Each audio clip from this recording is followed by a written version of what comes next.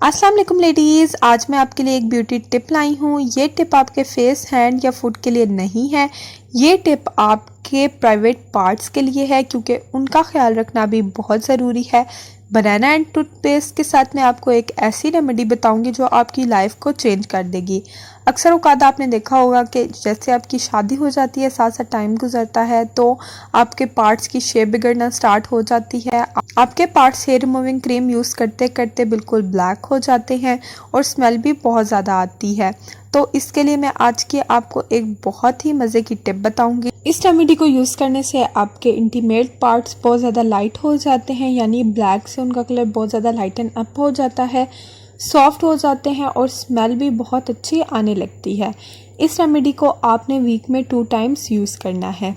चलते हैं अपनी वीडियो की तरफ। वीडियो को स्टार्ट करने से पहले आप हमारे चैनल मदर डायरी को सब्सक्राइब कर लें, वीडियो को लाइक और शेयर कर दें, बेल आइकन भी प्रेस कर दें ताकि आपको हमारे आने वाली हर वीडियो का नोटिफिकेशन मिलता रहे। तो चलिए स्टार्ट करते हैं।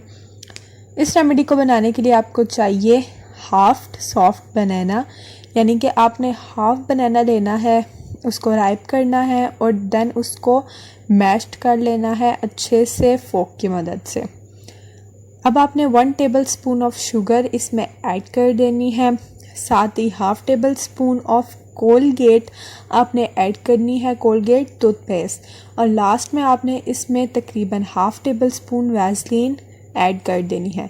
इसको अच्छे तरीके से मिक्स कर लेना है। अब आपने इस पेस्ट को अपने इंटीमेट और प्राइवेट पार्ट्स पर अप्लाई करना है, like pubis, vagina, between the breast और अंडर आर्म्स में आप इसको अप्लाई करें। 15 मिनट्स के लिए छोड़ दें और 15 मिनट्स बाद आप इसको वॉश कर लेंगे। आपको बहुत ही ज़्यादा इफ़ेक्टिव रिज़ल्ट्स मिलेंगे। बनाना और टूथपेस्ट आपकी लाइफ को चेंज कर देगा। तो ये थी हमारी आज की वीडियो। उम्मीद करती हूँ आपको पसंद आई होगी। कमेंट बॉक्स में ज़रूर बताएं कि आपको हमारी वीडियो कैसी लगी।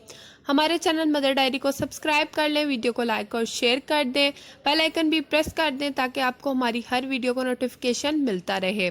अपना बहुत बहुत ख्याल रखें, हमें अपनी दुआओं में याद रखें। अल्लाह हाफिज़।